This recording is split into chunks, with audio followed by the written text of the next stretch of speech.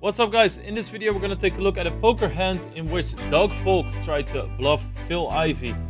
And Doug Polk hasn't moved, so Phil Ivey's instincts once again, no surprise. This is now playing poker. I'm Team PokerStars Pro Lex Explains, and welcome to Lex Explains. This is from the 2015 Aussie Millions. There were a total of 25 entries. The buy-in was 250,000 Australian dollars. And the first place prize is a whopping 2.2 million Australian dollars. Now, there's 4 players left. The minimum payout is $735,000. And there's 4 legends of the game, as you can see. Let's roll the tape. We have Mike McDonald, Scott Seaver, Doug Polk, and Phil Ivey. What's important to know in this hand is that Scott Seaver and Mike McDonald are short stack with 10 and 15 big blinds. And Doug and Phil Ivey both have around 50 big blinds. Doug is a slight second, so Ivey outchips him by a little bit, but they're both playing over 50 big blinds.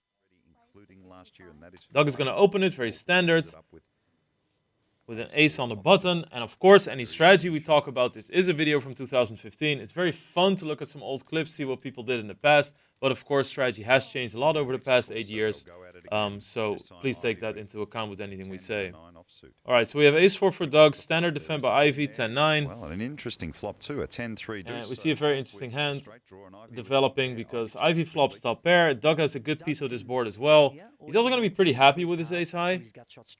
I would say generally this board you want to bet a lot. I think back then as well. But if you're going to check, you want a hand exactly as the one that Doug has. Some ace-highs. Definitely the ones with straight draws, like some checks here and there as well. Now, Ivey must feel very comfortable about his hand because he has top pair. And it's a checked pot, so he's going to bet out 75,000. Deuce doesn't really change anything. It's not like Ivey's going to have a bunch of like Jack Deuce, King Deuce offsuit, so I wouldn't really be too concerned about it. He's just going to call with his ace high. He still beats lower flush draws, king highs, queen highs, you name it, of course. Pair of 10s are best. Action is on Phil. Can he this is where it gets interesting. Doug Polk to call here with ace high, depending on the amount? He could. So the pot is 284,000. Doug sees Ivey as being, and what the size of this bet is. Can't really bet too much. Ivey decides to bet 200,000, which I really like. He's going to be up versus maybe some underpairs, versus ace highs. And I think that he's going to expect Doug to stab on a dry board quite frequently with any hand he loses to. Doing like he's put Doug Polk on. Now Polk's going into the tank. I think that Doug is also looking at the 4 in his hand, knowing that he blocks the 5-4 straight, which is obviously a hand that Ivey will play all of his combinations of. Clearly making Doug Polk think. On top of that, it's kind of hard for Ivey to have a hand like aces through jacks or a full house, you know, 10s full of deuces. He's not going to have any of those hands. So it becomes pretty tempting. There's even a chance that Ivey's betting a hand like 6-5, 6-4. Doug Polk really considering this call. You're right, Joe. 580,000. Raised to 580. Wow, this is a surprise. And what's very interesting to me, and Ivey's going to allude to this later, what's very interesting to me is the fact that Doug puts in chips and then announces the amount. Look at those eyes. Now, and Ivey has a decision to make here, and what Ivey has to consider here is, okay, so what hands do I lose to, right? And what hands would my opponent be able to have here? if he does believe he's in front, I think the biggest concern for Ivey would be a flop set. However, there's only one combination of 10s, there's only one combination of deuces, with Phil Ivey obviously having a 10. There's 3 combinations of 3s, so there's not a whole lot, but I think that's his biggest concern, right? Because if you almost have a hand too strong to bet on the flop if you have those. I didn't mean to bet 200, I meant to bet 175. Ivey's saying that he meant to bet 175. I don't really know if it matters.